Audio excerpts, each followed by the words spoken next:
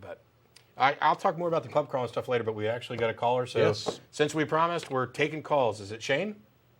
How you doing, sir? How you doing, Shane? Hey. I'm doing great. We're doing pretty good. What do you got for us? I got a question for you. Mm-hmm. I know that you guys are atheists and you don't believe in anything. No?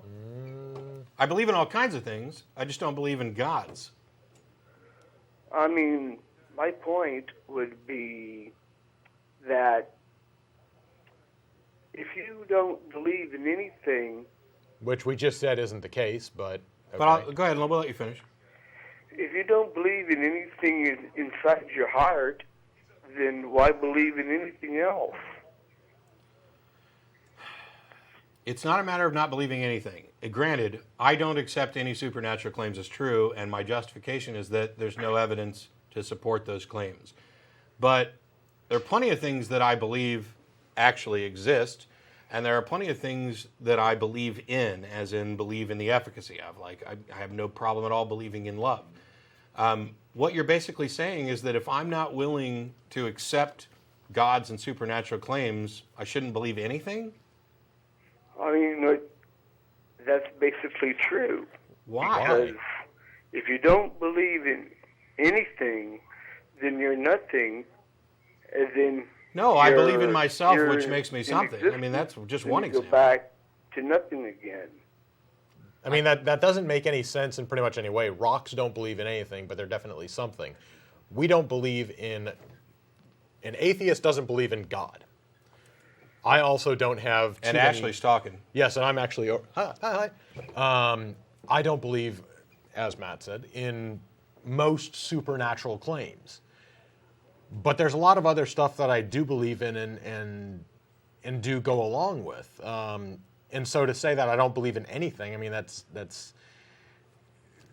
I mean, it doesn't mean anything. first of all, we believe we exist. Yeah. I exist. I believe in, love, emotions, politics. I believe other people exist. Yeah. I believe we have to work cooperatively. I believe Scientific that process. we need to But work together to make this life the best it can be. Alrighty, I have another question for you, Okay? which is you say that you believe in love, Sure. Okay. and my point is God is love, and He built the heart. Prove it. How can I prove something that already happened since the day of creation and the fall of man? Well, the Civil War happened, but we can prove what happened there. Or we can at least demonstrate enough evidence that the belief is reliable. Yeah. I mean, you obviously, I hate to use the word prove because it really only applies in terms of mathematics. But what we're really talking about is make a case, provide evidence and reasoned argument that justifies your claim. You claim that God is love. Some people would disagree with you. I'm willing to go with your definition.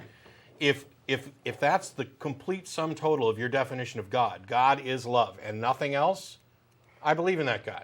I don't believe it's an intelligent being. I don't believe that it's supernatural. Love is the label we put on emotions, which we can identify as chemical-induced experiences in the brain. That doesn't belittle what's actually happening. Understanding something, understanding how flowers grow doesn't make the flower any less pretty. That's a personal assessment of the value, the endearment of an object or feeling. Love doesn't exist on its own. It doesn't, there's not some nebulous cloud of love. Because it is a gift. It's an experience. It's a state of mind. Actually, I hate to correct you, Okay. but it is a gift that Right. came from above. Okay, and what's your evidence for this? The evidence is in the Bible, Okay, because there are prophecies that did come true. I'm familiar with Some didn't. I'm familiar with the Bible. My question is, why do you consider the Bible to be a correct authority on matters like these? About, why do you consider the Bible to be accurate? Why do you do that and not consider the Quran to be accurate? Because I don't believe in science by saying there are evidence. So of you the source. don't believe in science. Are you saying that you don't believe that? And you said you don't believe in science and evidence. Because what I'm trying to say is that science says, well, you need proof or evidence evidence. Right? But And you don't think you need evidence in order to believe things? I mean, no, you got to have faith. You Oh, gotta okay. believe. Then it's really simple. Then there's a big difference between you and I. I actually care whether or not my beliefs are true or false. I want to believe as many true things and as few false things as possible. Logic, reason, the scientific method, independent confirmation, peer review. Did you know Those that are the science single. leads Hang on. to I blindness? promise I'll let It you hardens talk. the heart. Oh, I hit the wrong button. Call back. I promise I'll let you finish. The scientific method, logic, reason, those are the only consistently, demonstrably reliable methods we have for gaining an understanding about reality. Faith is known to be unreliable. So when we're making claims about what actually is, about what we should believe, not just I believe it and that's good enough for me, but what we as a society, what should be believed by any reasonable person, we rely on evidence and reason. You obviously don't care whether or not your beliefs are true. You care more about whether they feel good to you. That's your prerogative. I'd prefer I lived in a world where everybody kind of accepted rationality or accepted reality based on rational reasons. But I don't expect that utopia to ever arrive. So if you don't believe that you need evidence to support your beliefs, if you want to take leaps of faith, okay. I don't think that's actually what you're doing. No, I don't think anybody actually does that. Yeah. They will profess those beliefs, and they will profess the Bible is inerrant. And Right. this is kind of getting off track of what he specifically said, but people will often say that, yes, the Bible is perfect, and it is a good moral compass, and we should use that, and we should follow all its laws. But then as soon as you start getting to things like, again, stoning unruly children, they start making excuses to get out of that, and, well, we shouldn't do that because, well, that's Old Testament. Yeah. And, well, then what about the Ten Commandments? Well, that's a moral law, and those still apply, but ritualistic things, those don't apply.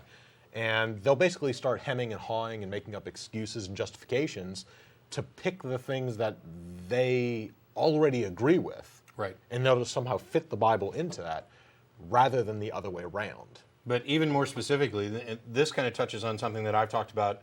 I just posted a discussion about this at ironchariots.org where we started talking about it. I used to go with, for example, Sam Harris's definition of faith, or maybe it was Sam's and it got evolved and spread around. But generally the idea was faith is the permission slip we give ourselves to believe things when we don't have a good reason.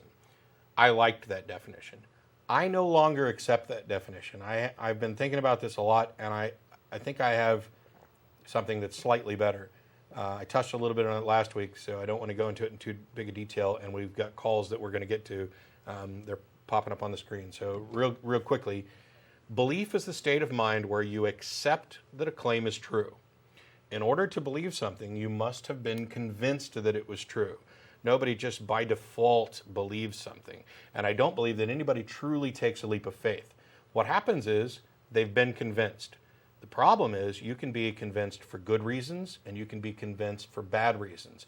And we are exceptionally good at fooling ourselves, and especially smart people are good at rationalizing the justifications for their beliefs. So when I first asked him, why do you believe this? His first appeal is to the Bible. But of course, when I question the Bible, the more you do that, they get back. And at some point, it just comes down to faith, just like that caller.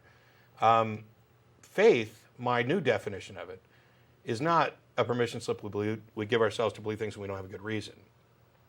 Faith is the excuse we give when we're unable to explain our reason, understand our reason, or unwilling to have our reason critically examined. It's possible people believe things without ever really knowing why. We see it in election time. Oh, yeah. Why are you voting for this candidate? I'm really not sure. I got a good feeling. They have a reason. They may not be really cognizant of it. They may not be able to explain it.